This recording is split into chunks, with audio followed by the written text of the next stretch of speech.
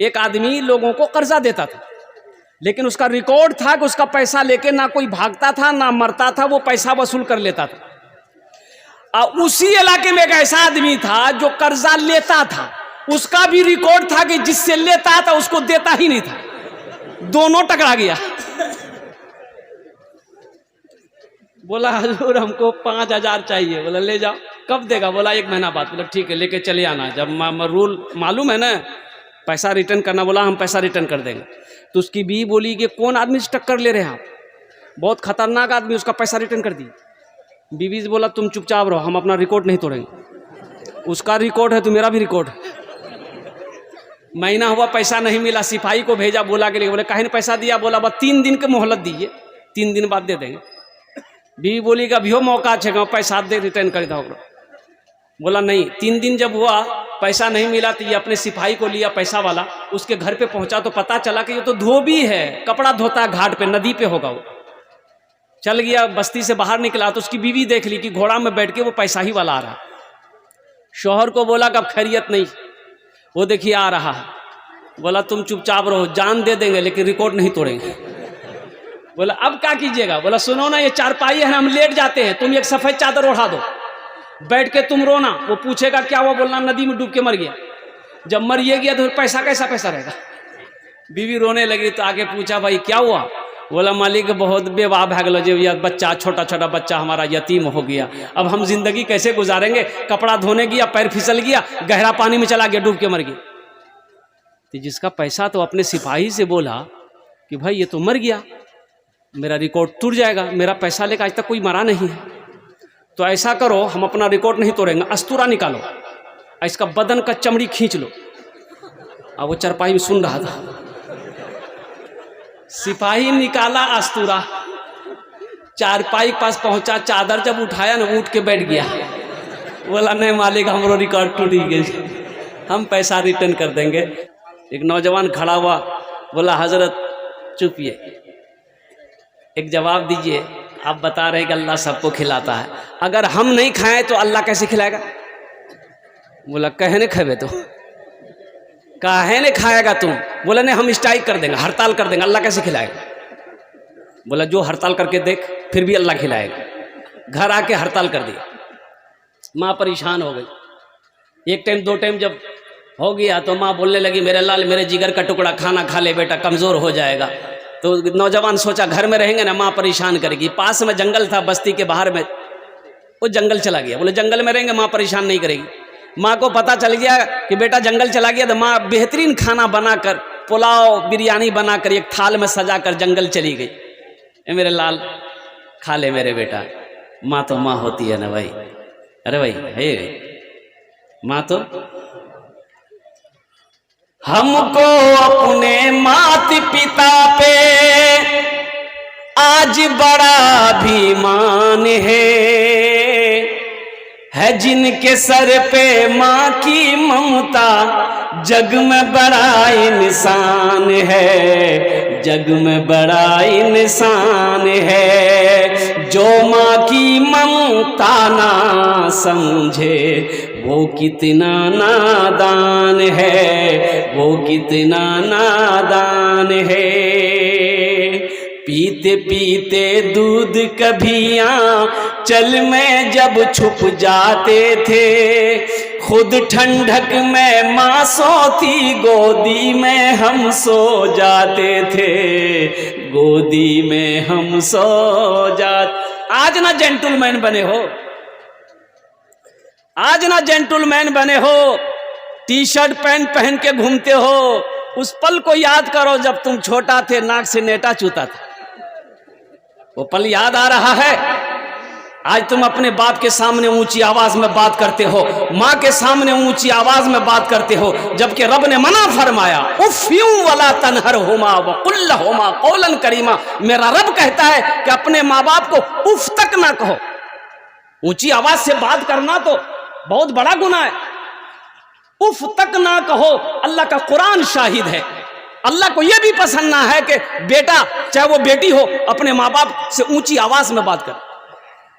एक नौजवान लंदन गया, काम पे जा रहा, देखा रोड साइड में एक आदमी दवाई बेच रहा था, ये दवाई ले लो दवाई ले लो। बूढ़ा खाए जवान हो जाए, जवान खाए एकदम तंदुरुस्त हो जाए। ये नौजवान सोचा बहुत अच्छी दवाई है, मेरा अब्बा बूढ़े हो गए हैं, माँ भी बूढ़ी हो गई है, एक डिब्बा लेके भेज देते हैं, अब्बा अम्मी खा लेंगे। एक डिब्बा खरीदा, ट्रांसफर कर दिया, खत लिख दिया, अम्मी आप भी खाइएगा, अब्बा को भी खिलाइएगा।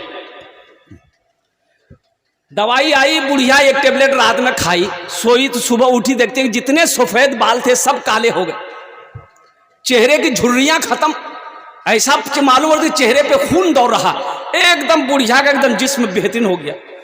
तो बुढ़वा बोले क्या खेले रहे तू, कै ठो टेबलेट तुम खाए? तो बुढ़िया बोली एक ठो। बोली और कै ठो बचा? बोले 9 ठो। बोला ले आओ 9 ठो हम खा लेंगे। तो बुढ़िया बोली जिद मत करो, बहुत पावर वाला दवाई जी गई, 9 ठो मत खाइए, गड़बड़ हो जाएगा।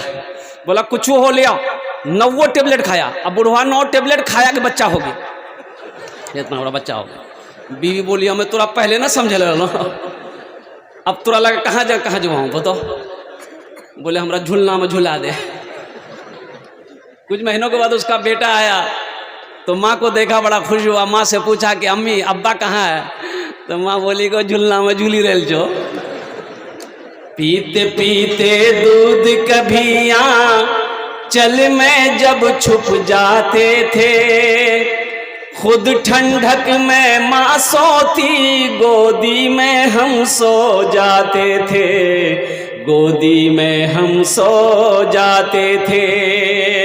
माँ बोली मन भावन मेरा बेटा रूप समान है, जो माँ की ममता ना समझे वो कितना नादान है, वो कितना नादान है।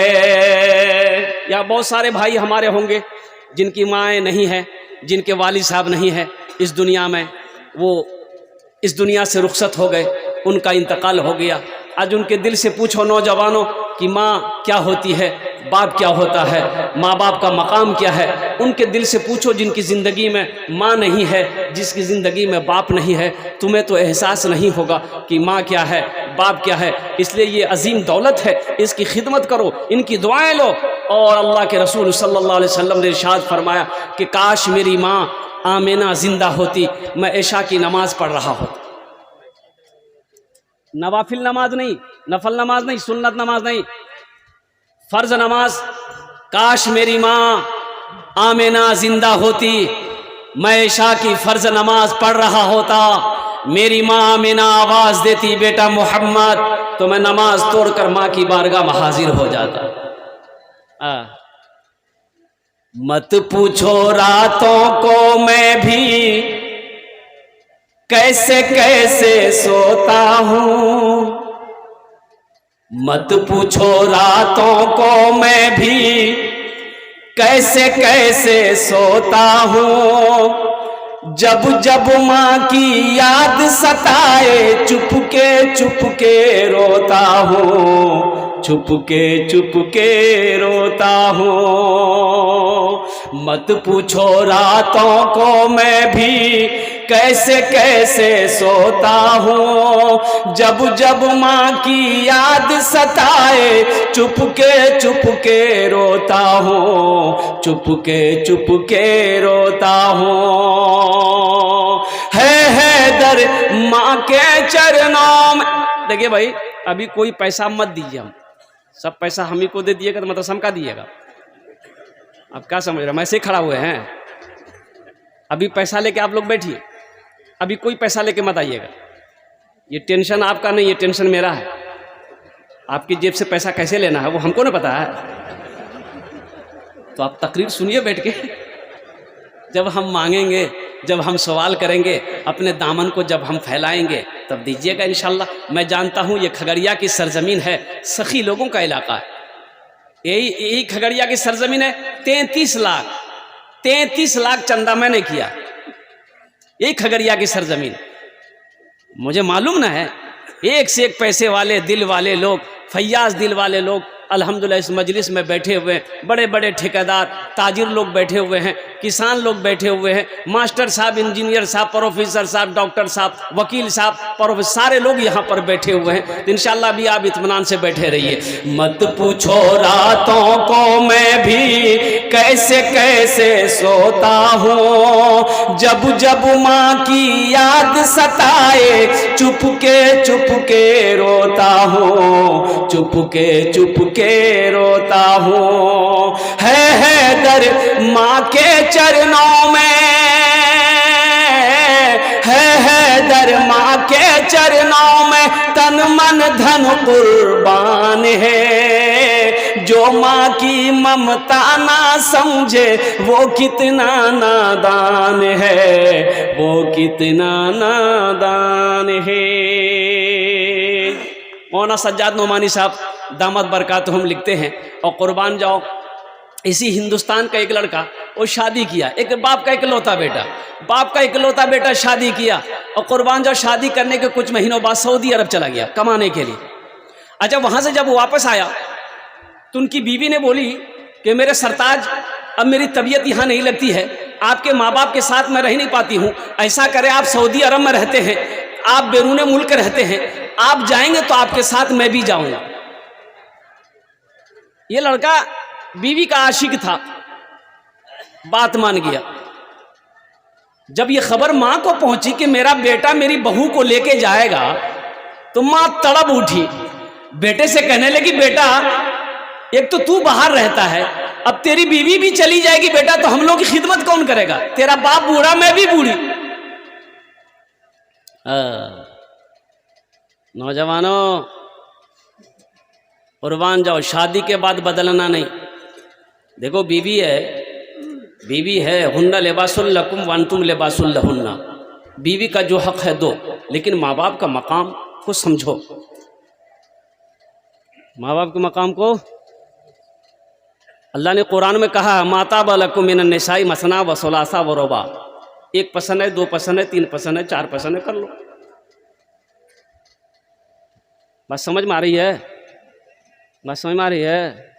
नहीं, एक पसंद है कर लो, दूसरी पसंद है कर लो, तीसरी पसंद है कर लो, चौथी पसंद है कर लो। अब फिर भी पसंद है तो इसका मतलब तुमको पसंद नहीं, तुमको खुजली की बीमारी है, बीटेक्सी की दवाई लगाओ। तो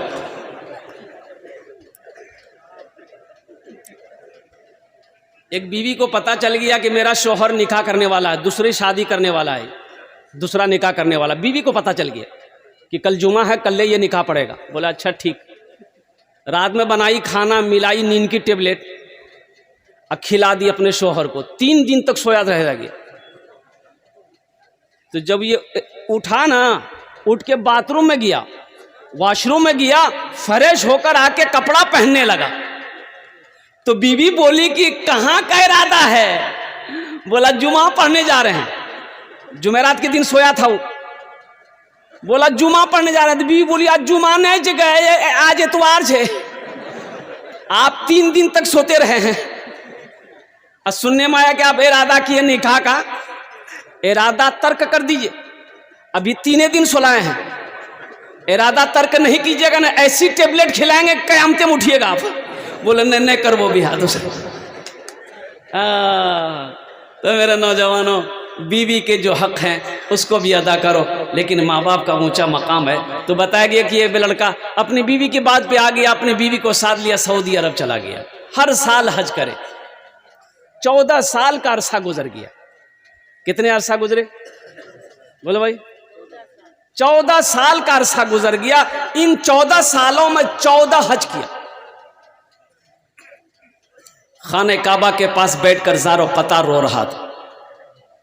तवाफ़े काबा करने के बाद ज़ारो कतार रो रहा है, तो किसी बुजुर्ग ने पीछे से हाथ कंधे पे रखी, पलट कर देखा कि एक अल्लाह वाले, तो अल्लाह वाले ने पूछा कि बेटा कौन ऐसा गुनाह किया है जो इस कतर ज़ारो कतार रो रहा है?